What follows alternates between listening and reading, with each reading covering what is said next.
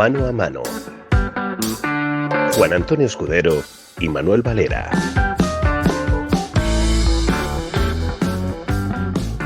Bienvenidos a una nueva edición del Mano a Mano. Hoy vamos a poner punto y final a la saga del 11 ideal. Hasta ahora hemos hablado de los 11 jugadores del campo y hoy vamos a hablar de un puesto que no ocupa el césped, pero Juan Antonio Escudero, que es tan importante como los 11 que juegan, ¿verdad? Hola Manuel, ¿qué tal? Pues sí, para mí el importante, el director de orquesta. El entrenador. Hay que hacer una salvedad y aclarar algo, y es que nosotros somos muy jóvenes, tú más que yo, de modo que no hemos visto a todos los entrenadores de la historia. Vamos a ir comentando hoy con conocimiento de causa, es decir, aunque citemos y hablemos de algunos históricos que no hemos visto, creo que debemos centrarnos con honestidad en lo que conocemos, ¿no? Pues sí, Manuel, es que hablar de entrenadores quizás de hace muchos años o que no hayamos visto, pues nos supone una dificultad añadida, y es que no podemos valorar, al igual que nos pasa con los jugadores, pero la diferencia es que a los jugadores sí que se les puede ver vídeos, algunas otras cosas, pero a los entrenadores es mucho más difícil calificarles. ¿Qué valoras tú en un entrenador? Antes de nada quiero hacer una diferencia, y es que el entrenador se puede dividir en dos tipos, y es el entrenador que es más gestor, alineador, que se ve más en los grandes equipos, y por otro lado tenemos al entrenador que es capaz de adaptarse a distintos equipos y poder emplear distintos sistemas de juego, maneras de entender el fútbol. Para mí ese es el entrenador ideal, el que es capaz de adaptarse mejor a las circunstancias. ¿Para ti, Manuel? Yo firmo todo lo que estás diciendo y añado un parámetro más. Para mí también es importante el tiempo, es decir, que un buen entrenador lo sea durante mucho tiempo, no que llegue y sea flor de un día, de 2 o 3 años, sino que esté 10, 15, 20 años y digas, hombre, ha dejado sello, ¿no? Ha dejado algo. Sí. De los muy antiguos nos llegan nombres, ecos de nombres como los de Bill Shankly, Miguel Muñoz, el mítico Miguel Muñoz, al que yo sí llegué a ver como seleccionador de la selección del equipo español, el mítico Lobanovsky, pero destaco un nombre, el mago, HH, Helenio Herrera. Es uno de los que son una referencia. Yo desde luego me crié escuchando y pensando y creyendo que Helenio Herrera, este argentino, había sido el mejor entrenador de la historia, por lo menos cuando yo era niño en los años 80, esto es lo que se decía.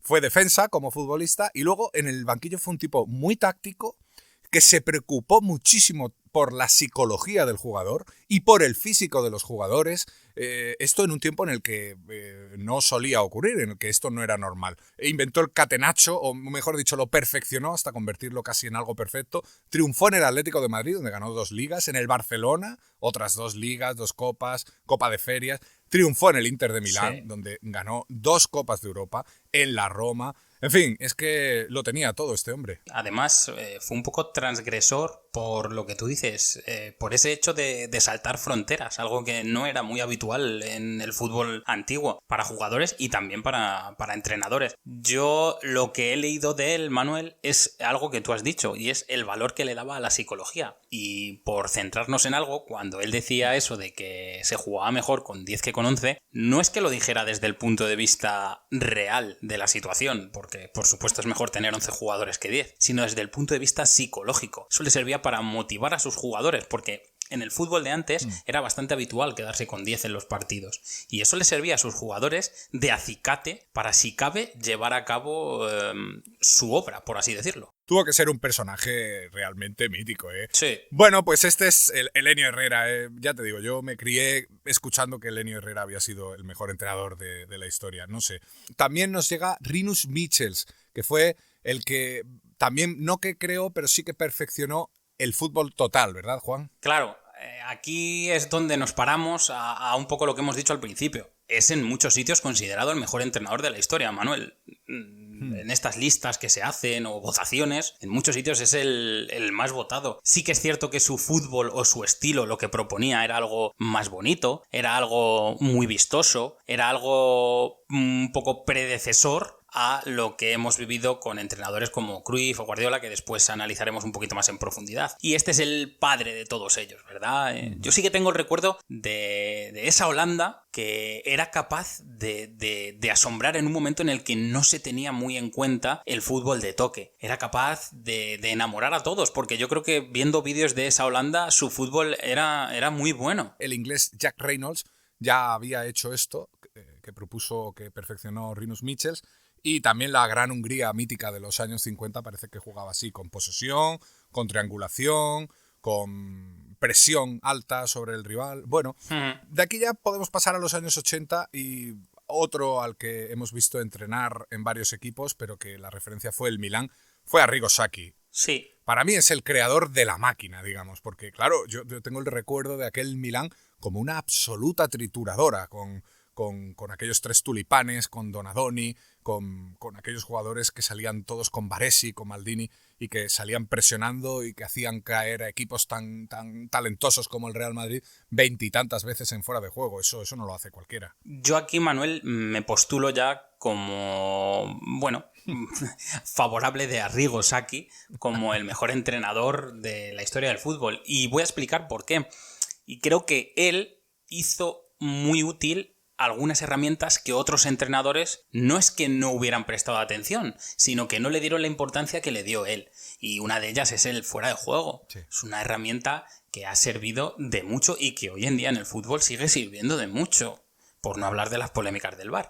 Pero Arrigo Sacchi sí que fue capaz de hacer de esto su arma ofensiva. No olvidemos que su defensa saliera para dejar a los rivales en fuera de juego le servía para adelantar líneas y robar el balón más cerca de la portería rival. Fue capaz de crear una idea para un equipo que le hizo campeón y le hizo absolutamente apisonador. Además, en el sentido en que tú lo dices, es literal. Él fue el creador del equipo, es decir, supo meter a todos los jugadores en esa idea y hacer que todos jugaran a lo mismo a la vez, porque esto es un sistema en el que si uno deja de hacerlo, un jugador deja de hacerlo, por ahí se te descose. Claro. Otro gran entrenador que ha estado muchísimos años ha sido Alex Ferguson. El Manchester todavía, a día de hoy, le sigue echando de menos, me parece, ¿verdad?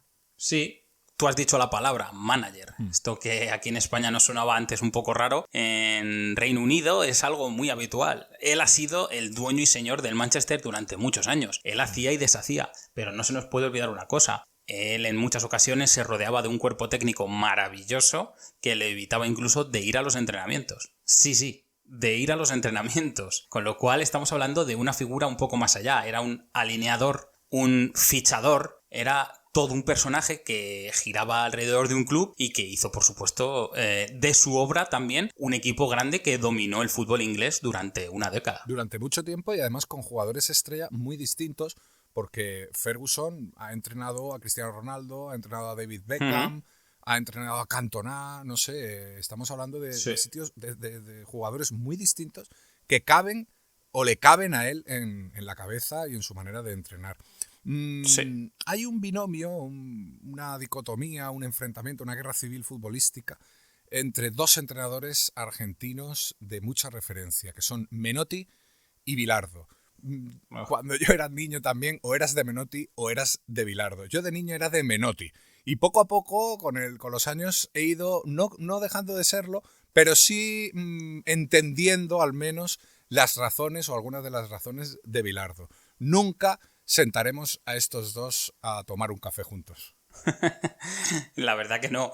Pero Manuel, esto yo creo que en el fondo no deja de ser una rivalidad sana que ha habido en el mundo del fútbol y que sigue habiendo. Porque, por ejemplo, sin irnos más lejos, yo creo que una rivalidad parecida es la que se haya podido dar entre Mourinho y Guardiola. 2 excelentes entrenadores, cada uno en su estilo, que yo creo que han reencarnado un poco esa pelea entre Bilardo y Menotti, ¿verdad, Manuel? Sí, puede ser. Menotti se identifica con el fútbol de toque, con el estilo, con que no importa tanto ganar como jugar bien, o que para llegar al éxito el mejor camino es jugar bien, sea esto lo que sea. El problema es que por ese camino se termina siendo, a mi juicio, un fanático de una sola idea o de un solo modo de jugar. Y, por ejemplo, pues jugar atrás defendiendo muy bien y saliendo al contragolpe, pues un menotista no lo consideraría jugar bien y sin embargo, pues hay que decir que es tan lícito y tan hermoso de ver si se hace bien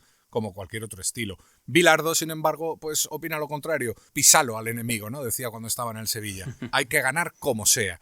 Aún así, los dos son campeones del mundo.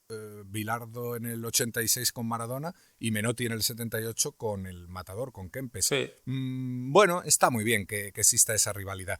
No tuvo rival futbolístico tan claro Cruyff en su etapa de entrenador.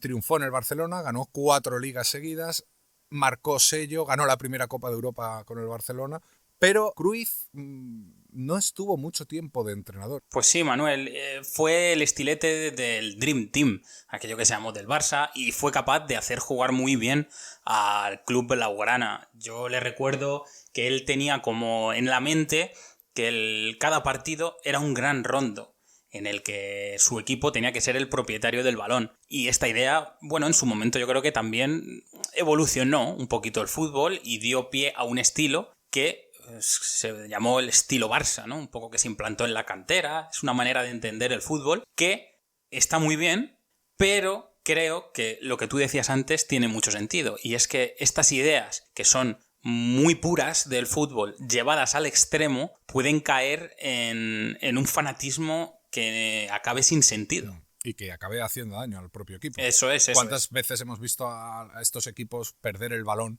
por no querer dar un pelotazo? Una cosa que, bueno, pues no pasa nada por dar un pelotazo en un momento dado, si te evita un gol, ¿no? Sí. Este fue Cruyff, a mitad de los 90, que crea estilo, crea sello. Bueno, podemos ir repasando a muchos entrenadores que vinieron después. Van Gaal, por ejemplo, se me ocurre que estuvo por ahí, pero ya casi que llegamos a Mourinho y Guardiola, ¿no? Por retomar este enfrentamiento que tú decías. A mí Mourinho me parece que no ha resistido bien el paso del tiempo, en el sentido de que, bueno, cuando él aparece, parece que ha llegado un nuevo genio del fútbol, obtiene resultados, imprime un carácter muy determinado, pero luego, después de pasar por el fútbol portugués, inglés, italiano, llega al Madrid. En el Madrid, por ejemplo, está 3 años y de todos los entrenadores que han estado en el Madrid 3 años, es el que menos ha ganado. No es un entrenador que haya triunfado ni que haya conseguido éxitos en el Madrid. Y esto, además, es el principio de un declive que le llega a él como entrenador y que le dura todavía. Yo creo que ya el tiempo de Mourinho ha pasado. En el Madrid fue más noticia por su enfrentamiento con Guardiola que por el propio fútbol y resultados que obtuvo con el club blanco. Sí, a mí me gusta, Manuel, poner un símil cada vez que hablo de Mourinho. Creo que en el momento en el que llega al Madrid, el Real Madrid se encuentra con una enfermedad, y es que el Barça estaba en su mejor momento. Y Mourinho fue el antibiótico que necesitaba el Real Madrid. Creo que no había otro. A lo mejor puede que otro entrenador también lo hubiera hecho, pero creo que en aquel momento él venía de ganar la Champions con el Inter, de ganar al Barça en un momento que parecía casi imposible, y era un antibiótico necesario y que en algunos momentos puntuales le sirvió para derrotar al Barça. Está claro que ganó la Liga de los Récords de puntos y de goles. Está claro que ganó al Barça en una final de la Copa del Rey que se vivió casi como un duelo Mourinho-Guardiola. Y esto sí que sirvió al Real Madrid de mucho. Pero es cierto lo que tú dices, que es el entrenador que estando 3 años menos títulos ha ganado. Y esto también está en el debe.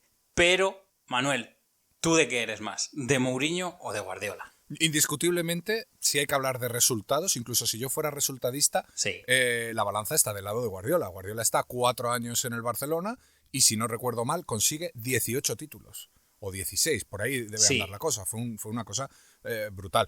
Pero es que, yendo más allá del resultado, evidentemente el Barcelona de Guardiola jugaba de una manera que todavía se recuerdan y de la que todavía el Barcelona no ha despertado, con lo cual es que creo que el enfrentamiento Mourinho-Guardiola no existe, es un enfrentamiento postizo alentado por parte de la prensa, porque realmente es que Mourinho no se le puede poner a la altura de Guardiola. Guardiola está discutiendo con Elenio Herrera, con Cruyff, con Menotti, pero está en otro plano. Para mí, Mourinho ha sido un gran entrenador, pero está en un plano inferior, evidentemente, a Guardiola. O yo, de Guardiola, lo que he hecho en falta es que ese periodo triunfal en el Barcelona no lo haya extendido con la misma estrella en el Bayern de Múnich o en el City, porque no ha vuelto a ganar la Copa de Europa.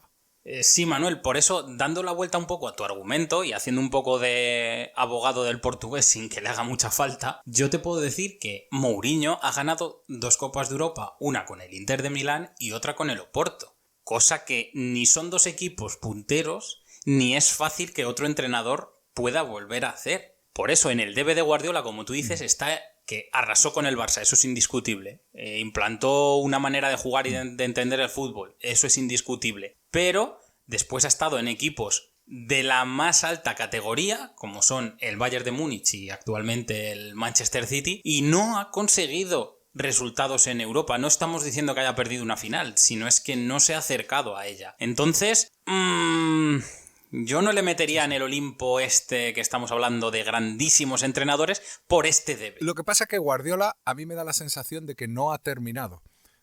Como sí que me la da Mourinho. Mourinho nos puede sorprender, pero a mí me parece que su momento ha pasado. Sin embargo, si a mí me dices dentro de 4 años que Guardiola ha ganado 2 o 3 Copas de Europa, a mí no me extrañaría. Bueno, ahí han estado. Son grandes los dos, por supuesto, Mourinho y Guardiola. Como tú dices, Mourinho ha ganado la Copa de Europa con equipos distintos, cosa que yo valoro muchísimo. Bueno, hay otros muchos de los que hablar. A mí, lógicamente, me tira mucho Luis Aragonés porque creo que mantuvo eso durante el tiempo. Entrenó a muchísimos equipos, hizo jugar a todos, entendía al jugador, manejaba la prensa, manejaba lo táctico, manejaba lo psicológico. Él fue un jugador que ya de alguna manera era entrenador y luego fue un entrenador que de alguna manera siguió siendo jugador. Sí, y si volvemos un poco al principio del mano a mano, Luis Aragonés es un entrenador que ha sido capaz de entrenar en primera división a equipos más grandes, a equipos más pequeños, ha entrenado en segunda división a equipos más grandes, a equipos más pequeños, ha jugado de una manera, ha jugado de otra, porque yo recuerdo a Luis echándose atrás con equipos cuando estaba luchando por el descenso y demás, y también todos le recordamos en su última etapa en la selección española desenvolviendo un fútbol brillante, con lo cual sí que tenía capacidad de adaptación y sí que tenía un abanico de recursos muy amplio, que para mí ahí es donde está la riqueza de un entrenador. Sí. Radomir Antic no resistió el paso del tiempo, pero bueno, entrenó muy bien, entrenó al Zaragoza, entrenó muy bien al Madrid. Yo nunca entenderé por qué el Madrid echa a Radomir Antic aquel año siendo primero y habiendo ganado tanto y solamente empatado un partido. Creo que si hubieran dejado a Radomir, el Madrid nunca hubiera perdido aquella liga el último día en Tenerife. Y luego, por supuesto, el doblete con el Atleti. Radomir era un tipo muy táctico, a mí me gustaba también mucho. Sí, de hecho entrenó a los 3 grandes de España, cosa que, sí, porque también en una corta etapa y muy complicada estuvo en el Barça y tampoco lo hizo mal, para lo que tenía y cómo estaba, tampoco lo hizo mal. Vicente del Bosque, otro entrenador que también me ha gustado mucho, yo sé que se dicen de él que no terminó de imponer un sello, o de que cuando gana el Mundial lo que recoge es una herencia de Luis Aragonés, pero no era fácil coger esa herencia y él gestiona aquello y del mismo modo tranquilo, pero muy eficaz que había gestionado un Madrid repleto de estrellas antes. Sí, un poco de la misma cuerda de Ferguson, por así decirlo, pero también con sus matices y con sus riquezas, porque yo al Real Madrid le recuerdo jugar con 3 defensas, con 5 defensas, con 4 defensas, al contragolpe, teniendo la posesión, en España metiendo un doble pivote que en aquel momento nos parecía un sacrilegio y cosas así que también dicen mucho y bueno de Del Bosque en el plano táctico que quizás sea su punto más débil. Y entendiendo muy bien el vestuario y gestionando muy bien al jugador, ¿verdad? Sí. Bueno, son muchísimos, se nos van a quedar atrás muchos. En todo caso, yo creo que en este repaso que estamos haciendo de entrenadores, hay una especie de péndulo entre los entrenadores que gustan más del toque y los que gustan más de la presión, de ser un equipo aguerrido, y parece que el fútbol va yendo de un lado a otro periódicamente. Ahora mismo, por ejemplo, yo creo que Simeone sería un alumno o un heredero de lo que hemos hablado de Arrigo Sacchi, por ejemplo. Sí, Manuel, es cierto lo que tú dices, pero yo creo que últimamente en el fútbol se está abriendo una nueva vía y la podríamos llamar la vía Klopp. A los entrenadores cada vez les gusta más tener la posesión, pero de una manera muy rápida, muy eficaz, en la que los equipos sean capaces de hacer todo muy rápido, las transiciones, que es lo que hoy en día parece que domina el fútbol. Y esta tercera vía es la que se está abriendo camino y es la que nos está poniendo sobre la mesa un nuevo fútbol. Con todos los nombres que estamos diciendo no sabría con qué quedarme. Quizá cada día dijera uno. Por herencia o por costumbre todavía me sale el nombre de Elenio Herrera. Arrigo Sacchi me sigue dando miedo porque me crié asustado por el Milán, y Cruyff y Guardiola pues me gustan y sigo teniendo la costumbre o la querencia de decir Luis Aragonés. Pues yo, Manuel, me quedo con Sacchi por lo que tú dices, por ese temor y por esa manera de liderar un equipo que, por cierto, cosa que no hemos dicho antes, un equipo plagado de estrellas y que hizo funcionar como un engranaje suizo, cosa que es bastante complicada. O parece que hoy en día, si tienes a jugadores de más calidad o de más peso, es más difícil meterle en una moldura táctica, y Sacchi en su momento lo hizo de manera excepcional. Muy bien, pues hasta aquí el entrenador del equipo, del 11 ideal de esta saga que aquí concluye. Un abrazo, Juan. Un abrazo, Manuel. Mano a mano. Juan Antonio Escudero y Manuel Valera.